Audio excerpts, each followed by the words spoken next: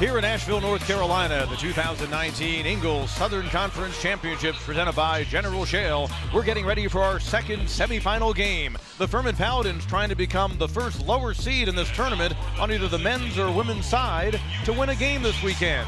They take on the Spartans of Uncg, the reigning Southern Conference tourney champs.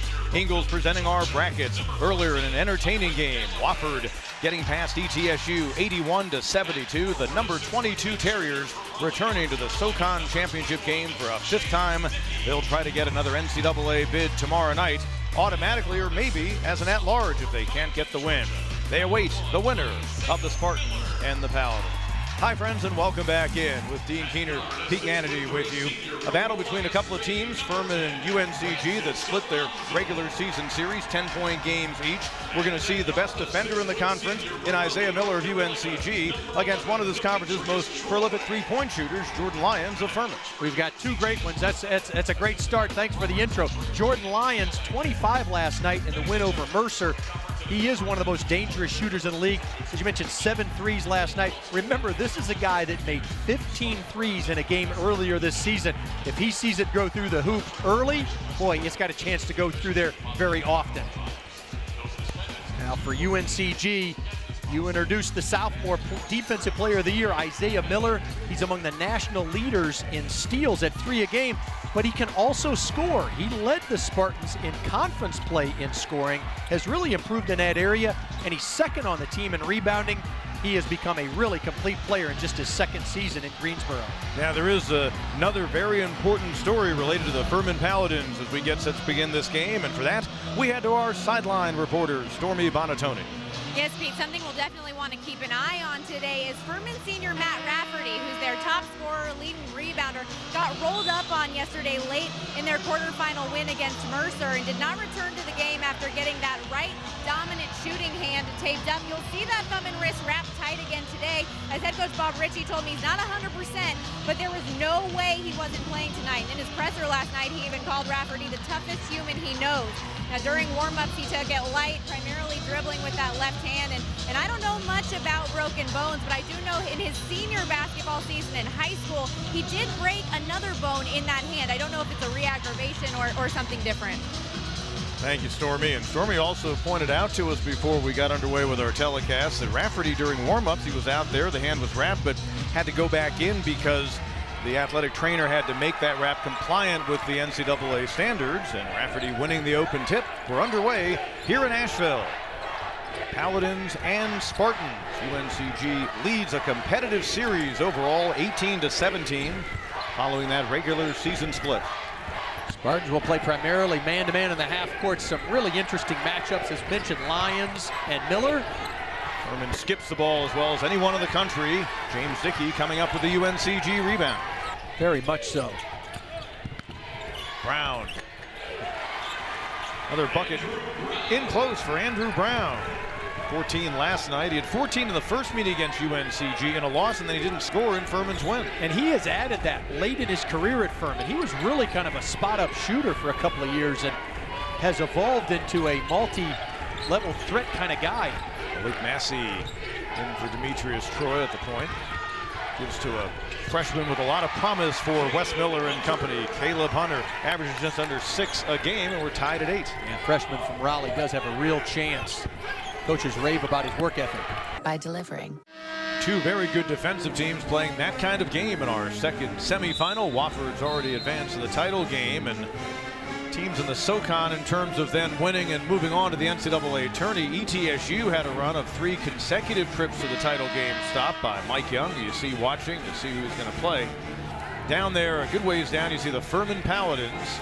And the Paladins trying to get an NCAA tourney bid for the first time since 1980. Perhaps as an at-large team, they probably have to win here today to even be in that consideration.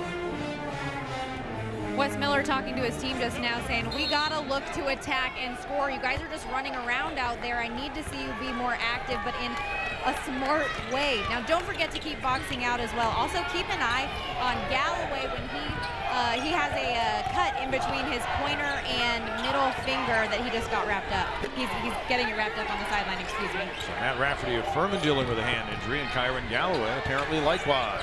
Miller from the corner. Brown with the rebound. Each team very efficient with the basketball this season based on their numbers. Hunter looked to Rafferty, but maybe a little bit too late. Again, one-on-one, the double team doesn't come. And Rafferty breaking down Dickey. And now Carl Hess with a whistle after the play. And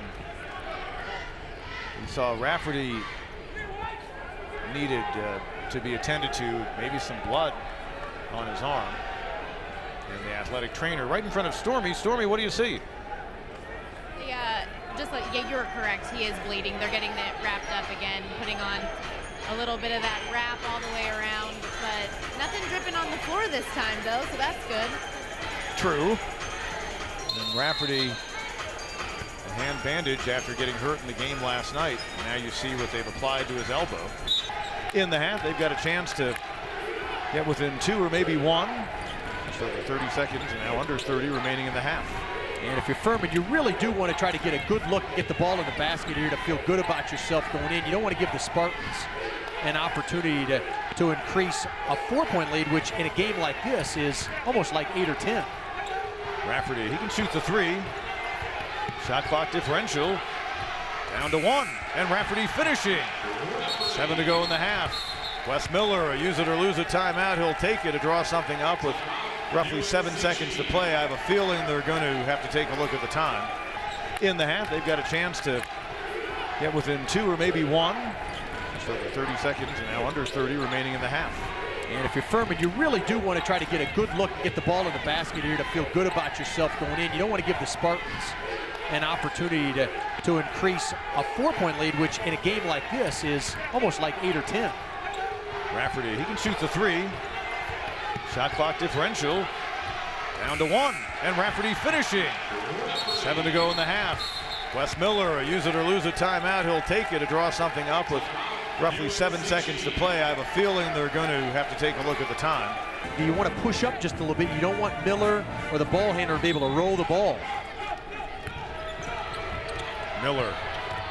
See if he tries to get it to Alonzo. No, he's just going to force it over Rafferty, and that's how we come to an end of our opening half of play. Our second semifinal game. First ball game was a knock him down, drag him out. Wes Miller not real happy. His team leads by 2. He's walking towards Stormy Bonatoni and gracious to stop by, or so it appears. Let's send it over to Stormy with the UNCG head coach. Coach, visually upset with what happened there to end the half. Why are you so frustrated? Thought he got hit on the elbow as he was going up. What more can you expect to improve on in the second half? You say you're at your best when you play well defensively. How would you assess the defensive effort as well? I thought we were playing a little better defensively tonight than we were last night. They're an incredible offensive team. To have them at 24 points at half is a good thing. Thank you, Coach. Wes Miller's an intense guy, really good guy. Stormy Bonatoni just got to hang out with that intense Wes Miller after he disagreed with a no call, if you will, by the officials. We're at halftime. Spartans by 2.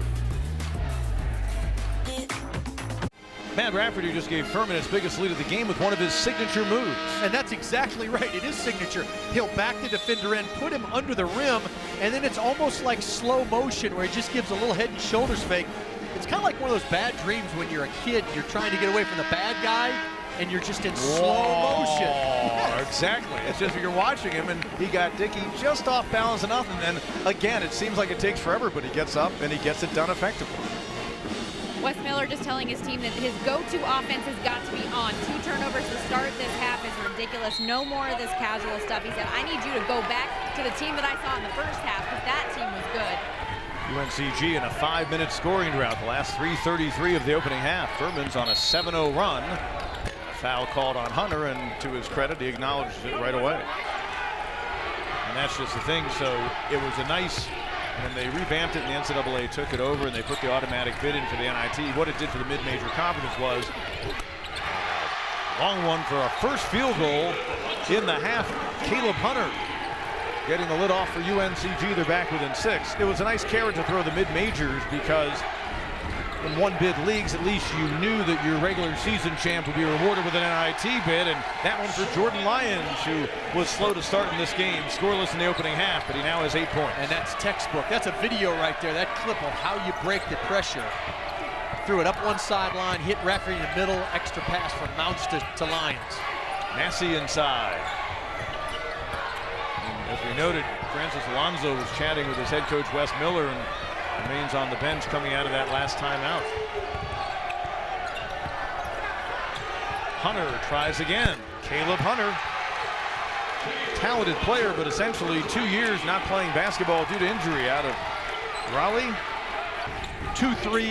Now they fall back into a man-to-man, but you're right, and they're picking their spots. Hesitation going up to shoot that shot by Lyons. Might have impacted it. Malik Massey, his team's down by 5 after Furman has led by as many as 9 in this half. Up and under. Pretty finish at the basket. The point or tie this game. Miller with that great speed. Hunter defends. Galloway in the corner for the tie. 58 all. First time we've been even since we were tied at 8 apiece. He didn't look ready to shoot it. Hands were down, but boy, when he caught it, the follow-through was outstanding. 1:20 to go. Obviously a huge possession right here. Rafferty does his best to save it and then knocked away by Miller. That might be the dagger.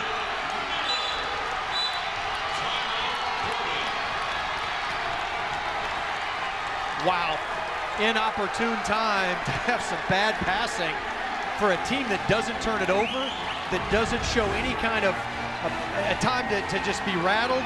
Rafferty does the best he can. I think Gurley thought he was free to catch it, but there's the defensive player of the year, person who's 5th in the nation in steals.